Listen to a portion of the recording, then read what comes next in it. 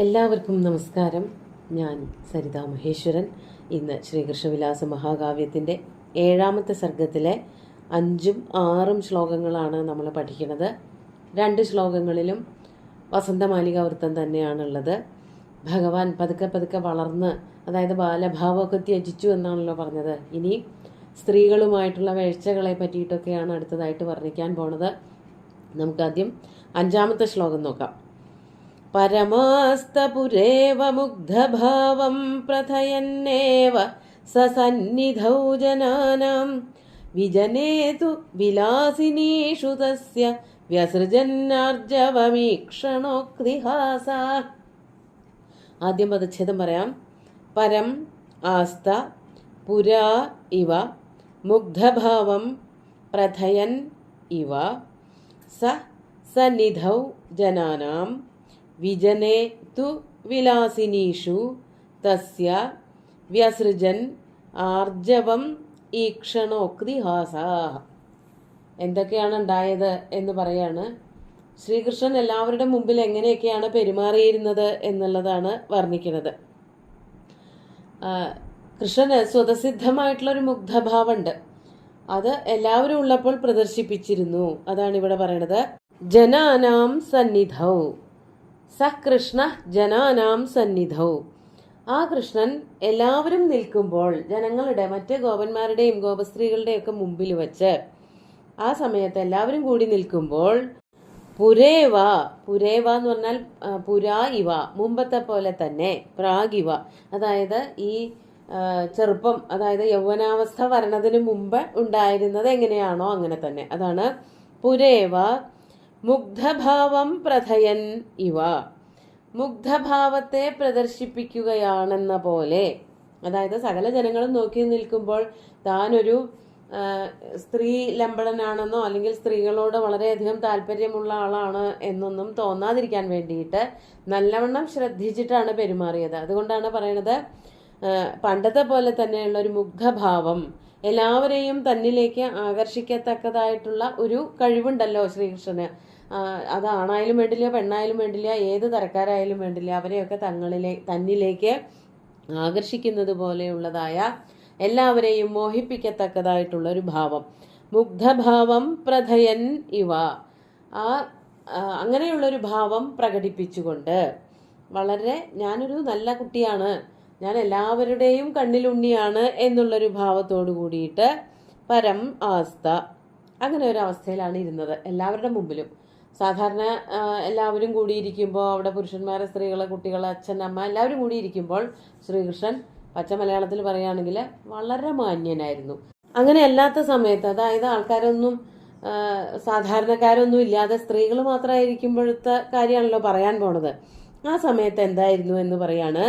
വിജനെ, ആരുമില്ലാത്ത സമയത്ത്, മാത്രമല്ല വിലാസിനീഷു തു, വിജനേതു വിലാസിനീഷു, അങ്ങനെ പറയാണ് നല്ലത്. വിജനത്തിലാകട്ടെ, ആരുമില്ലാത്ത സ്ഥലത്ത് സ്ത്രീകളോട്, വിലാസിനികൾ എന്ന് പറഞ്ഞാൽ സുന്ദരികളായിട്ടുള്ള ഗോപസ്ത്രീകൾ, ആ ഗോപസ്ത്രീകളിൽ തസ്യ, അവന്റെ, ശ്രീകൃഷ്ണന്റെ, ഈക്ഷണോക്തിഹാസാഹ, ശ്രീകൃഷ്ണൻ നടത്തിയിരുന്നതായ ഈക്ഷണവും ഉക്തിയും ഹാസങ്ങളും. ഈക്ഷണം എന്ന് പറഞ്ഞാൽ നോട്ടം, ഉക്തി വർത്തമാനം, ഹാസം ചിരി, പൊട്ടിച്ചിരികള്, സന്തോഷച്ചിരികളൊക്കെ, അതെല്ലാം തന്നെ, ഇവയെല്ലാം തന്നെ എന്തിനെ ത്യജിച്ചു? ആർജവം വ്യസൃജൻ, ആർജവത്തെ ത്യജിച്ചു. ആർജവം എന്ന് പറഞ്ഞാൽ ഋജുത, അതായത് നേരെ വാ നേരെ പോ എന്നുള്ള മട്ട്, അത് അവക്രത്വം എന്നർത്ഥം. അതായത് ഒരു തെറ്റിദ്ധാരണയും ഇല്ലാത്തതായ, ഒരു വളവും തിരിവൊന്നും ഇല്ലാത്ത നേരെയുള്ളതായിട്ടുള്ള നടപടികളെയാണ് ആർജവം, ഋജുബുദ്ധി എന്നൊക്കെ പറയാം. ഋജുത എന്നൊക്കെ നേരെയുള്ള വരകളെ പറയാറുണ്ട്, ഋജുരേഖ എന്നൊക്കെ. ആ സ്വഭാവമൊക്കെ ഇല്ലാണ്ടേയി. എപ്പോൾ വിജനത്തിൽ വെച്ച് സ്ത്രീകളെ കാണുകയാണെന്നുണ്ടെങ്കിൽ, പ്രത്യേകിച്ച് സുന്ദരിമാരായിട്ടുള്ള ഗോപസ്ത്രീകള് തൻ്റെ അടുത്തേക്ക് വരികയാണെങ്കിൽ, ആരുമില്ല, തൊട്ടടുത്തൊന്നും ആരുമില്ല എന്നുണ്ടെങ്കിൽ കൃഷ്ണൻ തൻ്റെ ആ വാക്കുകളിലും നോട്ടങ്ങളിലും ചിരികളിലുമൊക്കെ വക്രത കൊണ്ടുവന്നു. വക്രത എന്നുള്ളത് കൊണ്ട് ദുഷ്ടബുദ്ധിന്നോ കുബുദ്ധിന്നൊന്നുമല്ല, അവരെ മാത്രം തന്നിലേക്ക് ആകർഷിക്കാൻ തക്കവണ്ണുള്ളതായ ചില പ്രവൃത്തികൾ വാക്കുകളിലുണ്ടാവും, ചില അതുപോലത്തെ കൊളുത്തുകൾ, നോട്ടത്തിലുണ്ടാവും വലിയ വലിയ കൊളുത്തുകൾ, അതുപോലെ ചിരിച്ചുകൊണ്ടൊക്കെ ആളെ മയക്കുന്ന തരത്തിൽ അങ്ങനെയൊക്കെ സംസാരിക്കാൻ തുടങ്ങി. അതൊക്കെ വളരെ വലിയ മാറ്റങ്ങളാണ്. അങ്ങനെയാണ് ശ്രീകൃഷ്ണൻ ഗോപസ്ത്രീകളിൽ അഭിരമിക്കാൻ തുടങ്ങിയത്. അതുകൊണ്ട് ഭഗവാന്റെ നോട്ടമായാലും കൊള്ളാം, വാക്കുകളായാലും കൊള്ളാം, ഹാസമായാലും കൊള്ളാം. ഹാസം എന്നുള്ളത് പുല്ലിംഗ ആയതുകൊണ്ട് ഈക്ഷണം നപുംസകലിംഗാണ്, ഉക്തി സ്ത്രീലിംഗാണ്. എല്ലാം കൂടി ചേർന്നിട്ട് അവസാനം വരുന്ന ഹാസത്തിന്റെ ആ പുല്ലിംഗത്തിലേക്ക് നിർത്തിയിരിക്കുകയാണ്. അതാണ് ഈക്ഷണോക്തി ഹാസാഹ. ഈക്ഷണവും ഉക്തിയും ഹാസവും അവരുടേതായ ആർജവത്തെ, ഋജുതയെ വ്യസൃജൻ ത്യജിക്കുകയും ചെയ്തു. ഒറ്റയ്ക്ക് കിട്ടുമ്പോൾ സ്ത്രീകളോടൊന്നും നേരത്തെ പറഞ്ഞ ആ മാന്യതയൊന്നും പുലർത്തിയിട്ടല്ല വർത്തമാനം പറഞ്ഞിരുന്നത്. അവിടെ ചിലപ്പോൾ വ്യംഗ്യാർത്ഥങ്ങൾ ഉണ്ടാവാം, ഉറക്കെയുള്ള ചിരികളും കളിയാക്കലുകളും ഉണ്ടാവാം. അതുപോലെ തന്നെ വർത്തമാനത്തിലെ സവിശേഷതകൾ ഉണ്ടാവാം, നോട്ടത്തിലെ ശക്തികൾ ഉണ്ടാവാം. അങ്ങനെ പലതരത്തിലും ഗോപസ്ത്രീകളെ തന്നിലേക്ക് ആകർഷിക്കാൻ കൃഷ്ണന് സാധിച്ചു എന്നാണ് ഈ 5ാമത്തെ ശ്ലോകത്തിൽ കവി വർണ്ണിക്കുന്നത്. നമുക്ക് 6ാമത്തെ ശ്ലോകം കൂടി നോക്കാം. ശ്രവണാന്തമുപാഗതേന ദേവസ്സ വിലാസപ്രഹിതേന ശാർംഗധന്വാ അഭിനച്ഛതപത്രലോചനാനാം സമനോലക്ഷമപാംഗസായകേന. ഗോപസ്ത്രീകളെ മുഴുവനും അപഹരിച്ചു കൊണ്ടുപോയി എന്നാണ് ഇവിടെ പറയണത്. എല്ലാവരുടെയും മനസ്സ് കട്ടെടുത്തു എന്ന്. ഇവിടെ ആദ്യം പദച്ഛേദം പറഞ്ഞിട്ട് അർത്ഥത്തിലേക്ക് കടക്കാം. ശ്രവണാന്തം ഉപാഗതേന ദേവ സവിലാസപ്രഹിതേന ശാർംഗധന്വാ അഭിനത് ശതപത്രലോചനാനാം സ മനോലക്ഷം അപാംഗസായകേന. ഇവിടെ കൃഷ്ണനെയും അതുപോലെ ആദ്യം കഴിഞ്ഞ ശ്ലോകത്തിൽ പറഞ്ഞു നിർത്തിയതുപോലെ കാമദേവനെയും കൂട്ടി വർണ്ണിക്കുകയാണ് ചെയ്യുന്നത്. കാമദേവൻ തന്റെ ശരീരം തിരിച്ചു കിട്ടണമെന്ന് പറഞ്ഞിട്ട് തപസ് ചെയ്തു എന്ന് പറഞ്ഞുല്ലോ. ശ്രീകൃഷ്ണന്റെ ശരീരത്തിൽ പ്രവേശിച്ചിട്ട് രൂപം ധരിക്കുകയാണ് കാമദേവൻ ഉണ്ടായത്. അങ്ങനെ ആ കാമദേവൻ തന്നെയാണ് കൃഷ്ണൻ ഇപ്പോൾ. അപ്പോൾ കാമദേവൻ എന്തൊക്കെ പ്രവൃത്തിയാണോ ചെയ്യുന്നത് അതൊക്കെ ശ്രീകൃഷ്ണനും ചെയ്തുകൊണ്ടിരിക്കുകയാണ് എന്നാണ് ഇവിടെ കവി വർണ്ണിക്കുന്നത്. എന്തൊക്കെയാ ചെയ്തത്? കാമദേവൻ എന്താ ചെയ്യുക? സുന്ദരിമാരായിട്ടുള്ള യുവാക്കളെ കാണുമ്പോൾ കാമദേവൻ തന്റെ വില്ലു കുലച്ച അസ്ത്രങ്ങൾ പ്രയോഗിക്കാൻ തുടങ്ങും. അതുപോലെ തന്നെ ശ്രീകൃഷ്ണനും എന്ത് അസ്ത്രമാണ്, ഏത് വില്ലാണ് കുലച്ചത്, എങ്ങനെയാണ് അസ്ത്രം പ്രയോഗിച്ചത് എന്നുള്ളതൊക്കെ കവി വളരെ ഭംഗിയായിട്ട് വർണ്ണിക്കുകയാണ് ഇവിടെ. ശാർംഗധന്വാ സദേവ, ശാർംഗധന്വാവായിട്ടുള്ള ആ ദേവൻ, അതായത് ശാർംഗധന്വാവ് ഭഗവാൻ മഹാവിഷ്ണുവാണ്. മഹാവിഷ്ണുവിനെ തന്നെയാണ് ഇവിടെ കൃഷ്ണനായിട്ട് വർണ്ണിക്കുന്നത്. അങ്ങനെയുള്ള ശാർംഗധന്വാവായിട്ടുള്ള കൃഷ്ണൻ, ഇവിടെ ശാർംഗധന്വാവ് എന്ന് എടുത്തു പറഞ്ഞത് ഇവിടെ കാമദേവന്റെ ധനുസിന്റെ വില്ലിന്റെ പ്രയോഗം വർണ്ണിക്കണം എന്നുള്ളത് കൊണ്ട് തന്നെയാണ്. അപ്പോൾ ശ്രീകൃഷ്ണനും വില്ലെടുത്ത് പ്രയോഗിച്ചു എന്ന് വർണ്ണിക്കാൻ വേണ്ടിയിട്ടാണ് ശ്രീകൃഷ്ണന്റെ പേര് ശാർംഗധന്വാവ് എന്ന് തന്നെ എടുത്തു പറഞ്ഞത്. ശാർംഗധന്വാ ദേവ സവിലാസപ്രഹിതേന ശ്രവണാന്തമുപാഗതേന അപാംഗസായകേന. അപാംഗസായകം, അപാംഗം എന്ന് പറഞ്ഞാൽ കടക്കണ്ണാകുന്ന അസ്ത്രം. ശ്രീകൃഷ്ണന്റെ കയ്യിൽ വേറെ അസ്ത്രങ്ങളോ ആയുധങ്ങളോ ഒന്നുമില്ല, അമ്പും വില്ലും ഒന്നുമില്ല. ഇവിടെ കാമദേവനും ഉള്ളതുപോലെ ശ്രീകൃഷ്ണനും ഉണ്ട് എന്നുള്ള, ആൾക്കാരെ വീഴ്ത്താനുള്ള, തന്നിലേക്ക് ആകർഷിക്കാനുള്ള കഴിവുണ്ട് എന്ന് വർണ്ണിക്കുകയാണ് ചെയ്യുന്നത്. അപ്പോൾ ശാർംഗധന്വാവായിട്ടുള്ള ആ കൃഷ്ണൻ തൻ്റെ വില്ലിൽ ഒരു അസ്ത്രത്തിനെ പ്രയോഗിച്ചു. ഏതസ്ത്രമാണ് പ്രയോഗിച്ചത്? കടാക്ഷമാകുന്ന അസ്ത്രം. അതാണ് അപാംഗസായകേന. അപാംഗസായകം എങ്ങനെയുള്ളതായിരുന്നു? സവിലാസപ്രഹിതേന ശ്രവണാന്തമുപാഗതേന.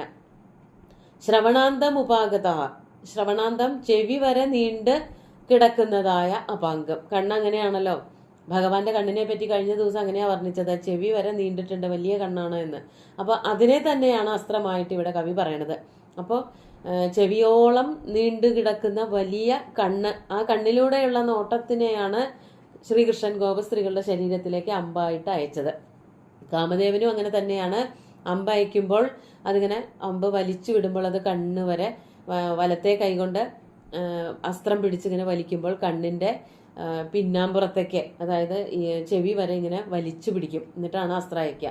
അപ്പോൾ പൂവമ്പ് അയക്കുന്നത് പോലെ തന്നെയാണ് ശ്രീകൃഷ്ണന്റെ നേത്രമാകുന്ന അപാംഗമാകുന്ന അമ്പ് ഗോപസ്ത്രീകളുടെ ശരീരത്തിൽ ചെന്ന് വീണത്.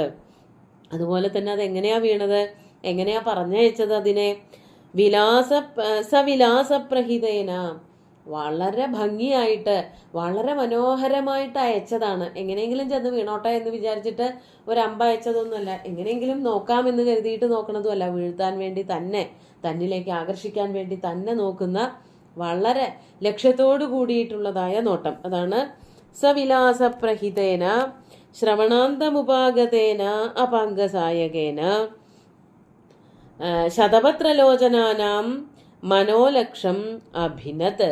ശതപത്രലോചനകൾ, ശതപത്രം താമര, താമരക്കണ്ണിമാർ, സുന്ദരിമാരായിട്ടുള്ള ഗോപസ്ത്രീകൾ, നല്ല നീണ്ട സുന്ദരമായ കണ്ണുകളോടുകൂടിയ സ്ത്രീകൾ, ഗോപസ്ത്രീകൾ എന്നാണ് ഇവിടെ ഉദ്ദേശിക്കുന്നത്. ആ ഗോപസ്ത്രീകളുടെ മനോലക്ഷം, കുറേ ഗോപസ്ത്രീകൾ ഉണ്ടാവുമ്പോൾ കുറേ മനസ്സുകൾ ഉണ്ടാവും. അതാണ് ലക്ഷം എന്നുള്ളതിന് 100 എന്നോ 1000 എന്നൊക്കെ അർത്ഥം, എണ്ണിയാൽ ഒടുങ്ങാത്ത അത്രയ്ക്ക് എന്നുള്ള അർത്ഥത്തിലാണ് മനോലക്ഷം. ധാരാളം മനസ്സുകളെ എന്നുള്ള അർത്ഥത്തിലും പറയുന്നുണ്ട്. വ്യാഖ്യാനത്തിൽ പറയണത് മനോരൂപം ലക്ഷം ശരവ്യം, മനോരൂപമാകുന്ന ലക്ഷം. ലക്ഷം എന്ന് പറയാറില്ല സാധാരണ, ലക്ഷ്യം എന്നാണ് പറഞ്ഞു കാണാറുള്ളത്. വ്യാഖ്യാനത്തിൽ പറഞ്ഞത് കൊണ്ട് എടുത്തു പറഞ്ഞു എന്നേ ഉള്ളൂ. ഗോപസ്ത്രീകളുടെ മനസ്സാകുന്ന ലക്ഷ്യത്തിലേക്ക് സായകം, അതായത് കണ്ണാകുന്ന സായകത്തിനെ, അമ്പിനെ തൊടുത്തുവിട്ടു. കഴിഞ്ഞ ശ്ലോകത്തിൽ അങ്ങനെയാണല്ലോ ആദ്യം പറഞ്ഞത്, ഈക്ഷണവും ഉക്തിയും ഹാസവും. അപ്പൊ അതിലെ ഈക്ഷണം എങ്ങനെയായിരുന്നു? കാതുവരെ നീണ്ട കണ്ണുകളെന്നല്ല നോട്ടങ്ങള്. ആ നോട്ടങ്ങള്, കടക്കൺ കടാക്ഷത്തിന്റെ ഭംഗി നേരെ നോക്കുമ്പോൾ ഇല്ല എന്നാണ്. വളരെ നേരെ നോക്കുന്നത് ഋജുവായിട്ടുള്ള നോട്ടാണ്, അതിന് പ്രത്യേകിച്ച് അർത്ഥമില്ല. പക്ഷെ കടക്കൺ കടാക്ഷം എന്ന് പറയുമ്പോൾ അവിടെ വളരെ വലിയ അർത്ഥങ്ങളുണ്ട്. നേരെയുള്ള നോട്ടവും ഒരു വശത്തേക്ക് ചെരിച്ചുള്ള നോട്ടവും തമ്മിൽ ഒരുപാട് അർത്ഥവ്യത്യാസമുണ്ട്. നേരെ നോക്കുമ്പോൾ അത് വളരെ ശുദ്ധമായിട്ടുള്ള നോട്ടവും, കണ്ണൊന്ന് ചെരിച്ചുള്ള, 2 കണ്ണുകളും, ഒരു കണ്ണ് അതിൻ്റെ വലത്തെ മൂലയ്ക്ക്, ഇടത്തെ കണ്ണ് അതിൻ്റെ വലത്തെ മൂലയ്ക്ക് ആക്കിയിട്ടാണല്ലോ ഒരു സൈഡിലേക്ക് നോക്കുക. അതുപോലെ തിരിച്ച് ഇടത്തെ കണ്ണായാലും അങ്ങനെ നോക്കുമ്പോൾ അതിന് വളരെ വലിയ അർത്ഥങ്ങൾ പറഞ്ഞു തരാൻ പറ്റും. എന്താണ് നീ എൻ്റെ അടുത്തേക്ക് വരാത്തതെന്നോ, നീ അതിസുന്ദരിയാണെന്നോ, നിന്നെ ഞാൻ ഇഷ്ടപ്പെടുന്നുണ്ടെന്നോ എന്ന് തുടങ്ങിയിട്ടുള്ള പല പല അർത്ഥങ്ങളും ആ നോട്ടത്തിൽ നിന്നും നമുക്ക് മനസ്സിലാക്കാൻ പറ്റും. ഓരോ ഗോപസ്ത്രീക്കും, ഭഗവാനോട് ഇഷ്ടം തോന്നി നടക്കുന്ന ഗോപസ്ത്രീകൾക്ക് മുഴുവനും തന്നെ ആ നോട്ടത്തിന്റെ അർത്ഥം വ്യാഖ്യാനിച്ചെടുക്കാൻ പറ്റും. അതുപോലെ അവരെ നോക്കി സന്തോഷിപ്പിച്ചു എന്നാണ് കവി ഇവിടെ പറയണത്. ഇവിടെ ഈ ഒരു ശ്ലോകത്തില് കാമദേവനെയും ശ്രീകൃഷ്ണനെയും ഒരേ രീതിയിൽ വർണ്ണിച്ചത് കൊണ്ട് ശ്ലേഷാലങ്കാരമുണ്ട്, ഒപ്പം തന്നെ രൂപകാലങ്കാരമുണ്ട്. അങ്ങനെ ഒരു മിശ്രമായിട്ടുള്ള, സങ്കരമായിട്ടുള്ള ഒരു അലങ്കാരം പ്രദർശനമാണ് ഇവിടെ കവി നടത്തിയിരിക്കുന്നത്. നമുക്ക് ശ്ലോകങ്ങൾ ഒന്നുകൂടി ചൊല്ലി നോക്കാം. പരമാസ്തപുരേവ മുഗ്ധഭാവം പ്രഥയന്നേവ സസന്നിധൗ ജനാനാം വിജനേതു വിലാസിനീഷു തസ്യ വ്യസൃജൻ ആർജവമീക്ഷണോക്തിഹാസ ശ്രവണാന്തമുപാഗതേന ദേവസ്സ വിലാസപ്രഹിതേന ശാർഗധന്വാ അഭിനത് ശതപത്രലോചനാനാം സമനോലക്ഷമപാംഗസായകേന. ഗോപസ്ത്രീകളുടെ മനസ്സുകളെ അഭിനത് എന്നാണ് പറഞ്ഞത്. അവിടെ ക്രിയാപദം പറഞ്ഞില്ല എന്ന് തോന്നുന്നു. അഭിനത് എന്ന് പറഞ്ഞാല് അവിടേക്ക് അങ്ങോട്ട് അമർത്തിക്കൊണ്ടിട്ട്, ഗോപസ്ത്രീകളുടെ ഹൃദയത്തിൽ അങ്ങോട്ട് കൊണ്ടിട്ട് അതങ്ങോട്ട് പിളർന്നു. ഹൃദയം പിളർന്ന് അവിടെ ശ്രീകൃഷ്ണന്റെ കണ്ണുകൾ അങ്ങോട്ട് കയറിയിരുന്നു എന്ന് പറഞ്ഞാല് ശ്രീകൃഷ്ണനോട് എല്ലാവർക്കും പ്രേമപാരവശ്യം ഉണ്ടാകാൻ തുടങ്ങി എന്നാണ് അർത്ഥം. സുന്ദരമായിട്ടുള്ള 2 ശ്ലോകങ്ങളും ഭഗവാന്റെ കാൽക്കൽ അർപ്പിച്ചുകൊണ്ട് ഗുരുവായൂരപ്പനെ സാഷ്ടാംഗം നമസ്കരിച്ചുകൊണ്ട് എല്ലാവർക്കും ശുഭദിനം നേർന്നു നിർത്തട്ടെ. നന്ദി.